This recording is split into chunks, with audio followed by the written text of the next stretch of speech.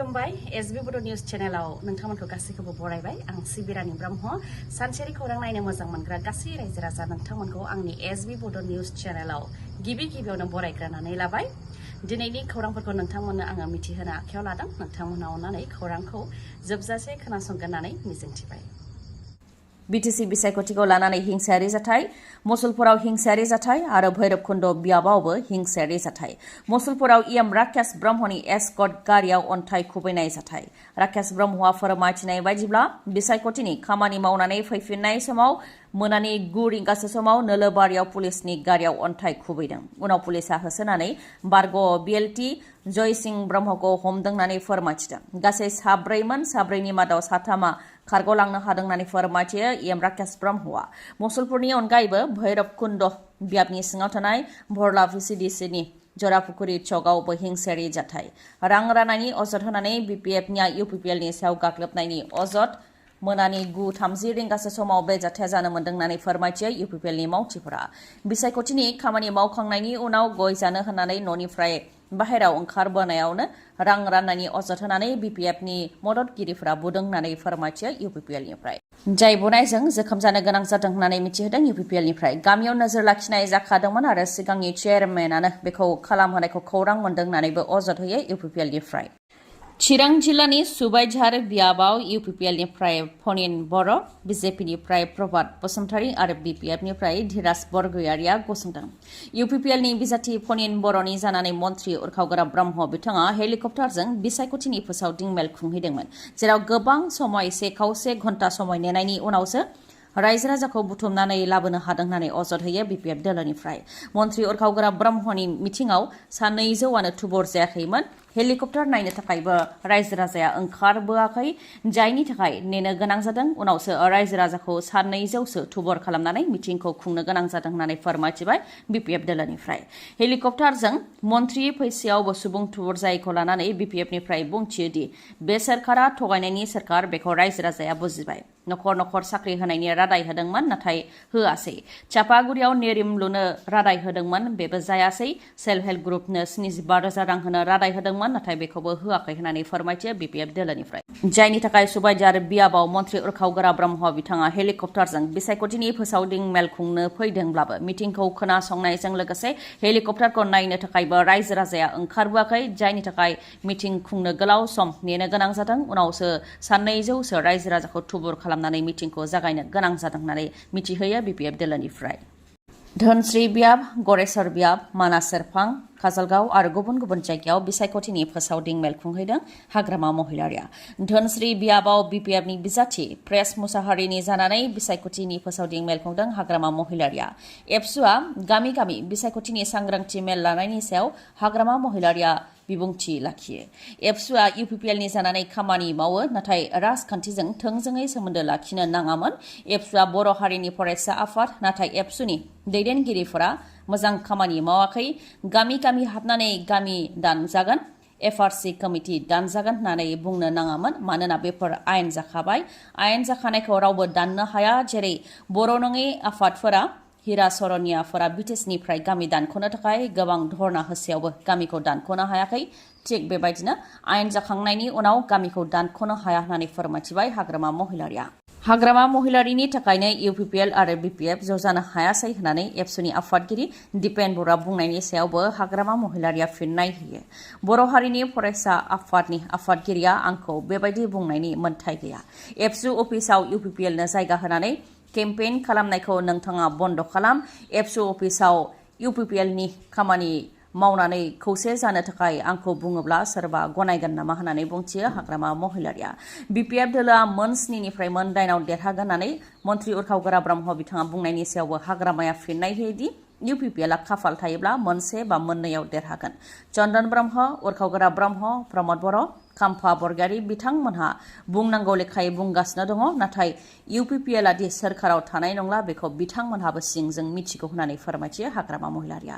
जायनाखि हाग्रामा महिलारिनि सोरखारनि समाव गोजोन गैयै गुलि बारुदनि सोदोब जायोमोन होननानै यूपीपीएल दोलोनिफ्राय अजद होबोदों बे बेलायावबो हाग्रामा महिलारिया फिननाय होयोदि बेफोरखौ प्रमद बर'आ गावनो मिथिगौ प्रमद बर'आ गावनो बेफोरजों सोमोन्दो दंमोन आरो दा बिथाङानो बिदि खालामग्राजों जयैनो दङ होननानैबो बुंथियो हाग्रामा महिलारिया।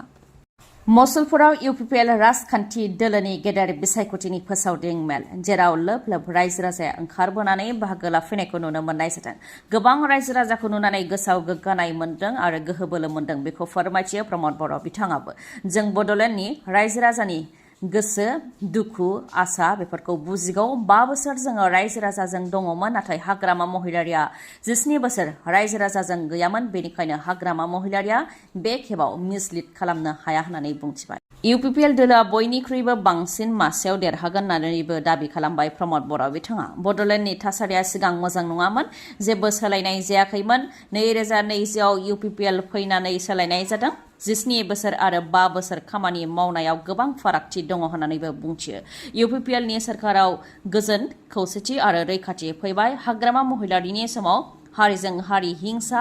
हाथियारनि राजखान्थि बर' अनाबर' दावराव दावसि जादोंमोन दा UPPL सरकारा बेफोर जेंनाखौ फोजोबस्रांबाय बा सुस्रांबाय जायनि थाखाय मोननै हारि माहारिया ज'यै जिरायनो हानाय जाबाय होननानैबो बुंथियो प्रमद बर'आ। BPFनि सायाव खोथा बुंनायनि अनगायैबो UPPL सरकारा बे 5 बोसोराव मा खामानि मावनो हादों बेनि सायावबो रायजो राजानो फोरमायथिनानै होयो प्रमद बर' बिथाङा। प्रमद बर' बिथाङा बुंथियो दि सिगांनि समाव हा बायलाय फानलाय खालामनो हायामोन नाथाय UPPL सरकारा 70,000 नखरनो हानि बायलाय फानलाय खालामनो हानायनि राहा खालामदों 3,23,000 हानि जेंनाखौ सुस्रांदों 1,800 किल'मिटार लामा आरो दालां बानायदों 1,800 स्कुल कलेजखौ फाहामदों होननानै बुंथियो। बेनि अनगायैबो मन्दिर थानसालि बाथौ मन्दिर ब्रह्म मन्दिर दुर्गा मन्दिर गसाइ घर सत्र गासै गं 295नो 2 लाख राङै अनसुंथाइ होदों बा 2 लाख रांनि चेक होदों होननानै मिथिहोयो। बेनि अनगायैबो 10,000 सेल्फ हेल्प ग्रुपनो 25,000 रां होदों। बेनि अनगायैबो माइनाव सोरां बिथांखि अनसाय बिथांखि होदों होननानै मिथिहोयो। लोगोसेनो फिसा गला होग्रा फिथा गला होग्रा साहा गला होग्राफोरनो गासै 30,000नो 5,000 राङै होदों होननानैबो फोरमायथियो प्रमद बर' बिथाङा। BTSनि ST खथायाव 2 ST नङै बिजाथिफोरा बिसायख'थि गेलेनो थांगासिनो दङ। BJP कंग्रेस राइजो दल GSP आरो उदां बिजाथि गासै 2 ट्राइबेल नङै बिजाथिफोरा ST सिटआव बिसायख'थि गेलेनो थांगासिनो दङ। बेखौ हेंथा खालामनानै ट्राइबेलनि माखासे आफादफोरा क'क्राझार जिल्ला DCनो गोसोखां बिलाइ गथायदोंमोन लोगोसे बाक्सा जिल्लानि DC रिटार्निं अफिसारनोबो गोसोखां बिलाइ गथायदोंमोन। नाथाय 2 ट्राइबेल नङैफोरनि नमिनेशना रिजेक्ट जायासै बा नेवसि जायासै जायनाखि BJPआनो ST रिजार्भ सिटआव ST नङै बिजाथिखौ फसंदों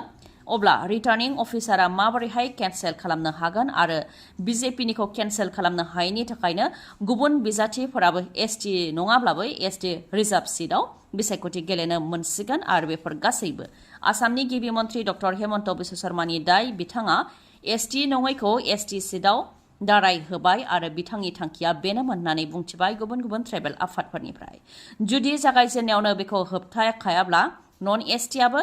ST सिटआव बिसायख'थि गेलेनो हायो बेयो मोनसे बिदिन्थि जानानै थागोन होननानै बुंथियो बिथांमोनहा। नाथाय बर'नि बेबायदि खैफोद समाव 6 शेड्युल जोबस्रांनायनि समय फैनाय समाव एबसुनि गाहाय दिपेन बर'आ मानो एसेबो खोथा बुङाखै मानो बिबान लायाखै होननानै सोंथि खालामो बिथांमोनहा। आरो बे खामानिखौ मावनो नागारै गामि एबसुआ इन्टेलेक्चुएल मिट लादों जेराव हाग्रामाखौ गोहोआव लाबोनो नाङा प्रमद बर'खौ गोहोआव लाबोनो नांगौ बेखौ लानानैसो बिसायख'थिनि फोसावदिं मेल खुंदों। हारि सिबिग्रा एबसुनि खामानिया बेनो नामा होननानैबो सोंथि खालामो। दिनैनि सानाव बबे खामानिया देरसिन होननानैबो एबसुनि सायाव सोंथि खालामबावो बिथांमोनहा। लोगोसे बुंथिबावदि बै समाव दिलीप सैखियानि जानानै दिपेन बर' बिथाङा खामानि मावदोंमोन आरो दा UPPLनि जानानै बिथाङा खामानि मावगासिनो दं होननानैबो फोरमायथिबावो। बिटिआर गोरोबथाखौ मावफुंनायनि सार्तआव UPPLखौ गोहोआव लाबोनायनि खोथाखौ बिथांमोनहा बुंदों नाथाय बिटिआर गोरोबथायाव मा दङ बेखौ एबसुनि आन्सलिक कमिटि आरो डिस्ट्रिक्ट कमिटिनो बुजायनानै हो जेराव गामि दानख'नायनि खोथा दङ रायजो नांला होननानै आरो आसामखौ बोखावनाय जानाय नंला होननानै पार्लियामेन्टआव लिरनानै बिल लाबोयोबा मा जागोन बेखौ बुजायनानै हो होननानैबो दिपेन बर'नि सायावबो गाग्लोबो गुबुन ट्राइबेल आफादनि दैदेनगिरिफ्रा। आफां आसामनि देरसिन मेगननि फाहामसालिनि मादाव गंसे बङाइगाव थानाय आइ हस्पिटालाव असिटि मेसिन सफैबाय जायनि गेजेरजों मेगननि जेंनाखौ हमदांनाय जायो आरो फाहामथाय होनाय जायो जेरै मेक्युलार डिजेनेरेशन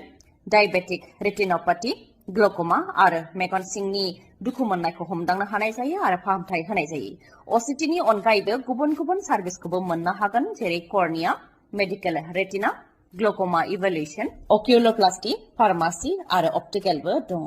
बेनि अनगायैबो सानाय गैयालासे, सुथेनाय गैयालासे, इन्जेक्सन गैयालासे कम्पिउटार पेकनि गेजेरजों केटारेक्ट सार्जारिबो खालामनो हायो। आइ हस्पिटालाव डक्टर रुमि दास, डक्टर आशराफुल आलम आरो डक्टर मेघाली शर्माखौ नोंथांमोनहा मोननो हागोन। डक्टर रुमि दासआ तामिलनाडुनि अरविंद आइ हस्पिटालनिफ्राय फैगोन। बिथाङा कर्निया आरो केटारेक्ट स्पेसियलिस्ट, MBBS, MS अप्थालमलजी आरो टपिकल पेक सार्जारिनि एक्सपार्ट। बिथांजों लोगोसे MBBS, MS आइ स्पेसियलिस्ट अप्थालमलजी पेक सार्जन डक्टर आशराफुल आलम आरो MBBS, MS आइ स्पेसियलिस्ट अप्थालमलजी डक्टर मेघाली शर्माखौ मोननो हागोन। खम बेसेनावनो नोंथांमोनहा फाहामथाय लानो हागोन। थङा जाहैबाय बङाइगावनि लवार आसाम हस्पिटालनि उल्था दिगाव थानाय बास स्टेन्डनि साखाथियाव। कन्टेक्ट नाम्बारा 6900949999। खौरांखौ जोबजासे नायनायनि थाखाय आंनि गोसो गोरबोनिफ्राय रोजा रोजा खुलुमनायखौ जासिहरनाय थाबाय। गाबोननि समाव आरोबाव जों बेबायदिनो गोदान खौरांजों लोगोसे लोगो मोनफिनगोनखौ मिजिंथिबाय। गोजोन्थों।